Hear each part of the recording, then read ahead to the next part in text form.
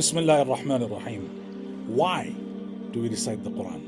Why do we listen to recitation of the Quran? Why do we read or learn more about the meaning of the Quran? Why do we improve how we pronounce the words of the Quran? Why do we disseminate the message and practice upon the commands of the Quran? Why? Lillah, lillah, lillah. Only, totally, wholly, exclusively for Allah, for the pleasure of Allah. When it comes to the Quran, the devil will first try and stop us from having a relationship with the Quran. And if he fails at that, then he will try and dilute our intention and corrupt our purpose. We have to understand that if I'm reading Quran, I must not read to impress others. If I'm leading the Taraweeh Salah, if I have a beautiful voice, it must not be for others. I must read it with beauty because Allah said, وَرَتِّلِ الْقُرْآنَ تَرْتِيلًا, because Allah wants us to read the Quran to the best of our ability. If I'm not a public reciter, then I must not try and impress people with my quantity, make it known. See, hey, I'm reading, how much I'm reading, I'm sitting in the masjid the whole day. I made 10 khatams, I made 20 khatams. No, whatever it is, I'm doing it for the pleasure of Allah.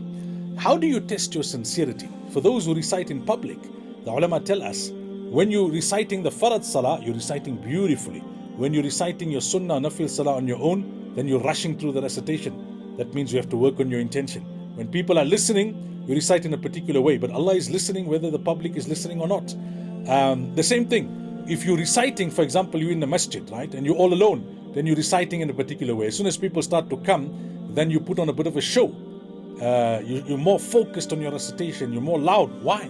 Allah is watching both times. Why must you bring people into the equation? How you read your Quran in private and how you read in public should not be different, because Allah is watching. Allah is hearing. So in the end of the day, it's not what we do or how much we do, it's the intention with which we do it. That's why the ulama tell us that you must check your intention before you do something, whilst you're doing it, and most importantly, after. Why? Because on the day of Qiyamah, we're not going to get rewarded right now. It's not like the angel is descending from the heavens and saying, here's the reward for the Quran you recited during the month of Ramadan. The reward will be given to us on the day of Qiyamah. And it will only be given to us if we are able to present that deed still intact. So your niyyah has to be correct and it needs to be pure for the pleasure of Allah only before, and then during, and most importantly after. Because after you've earned the money, you have to protect the money until you now have to then invest it. So we will go and claim. It's like, if someone has given you a check, you have to look after that check so you can go and cash it. So that's what we've got. We've earned the check. We have to cash it. We will corrupt that check and we will destroy that check if our intention after the act, we could be sincere before, during, but now we start bragging and we want people to know. And we sometimes do it in a very smart way. Oh, how many Quran khatams you read in Ramadan? Then that person replies and then that prompts the question to ask you. And you say, not much. That person said, maybe I made 2. So about 10. Maybe a little bit more, I don't know. So, let's not be smart about these things. Intention is very, very important, especially when it comes to the Quran, because this is the speech of Allah Tabaraka wa Ta'ala. Allah is watching. It's a very clean book because it comes from a clean being. We need to do it with a clean heart. Uthman radiallahu anhu used to say, if your hearts were clean, you would never get enough of the Quran Kareem.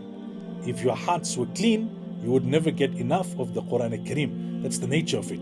The cleaner our intention, the purer our hearts, the more the Quran will have an effect and impact. May Allah Tabaraka wa Ta'ala grant us the ability to connect with the Quran daily, solely, only, totally, wholly and exclusively for the pleasure of Allah. Ameen Ya Rabbal.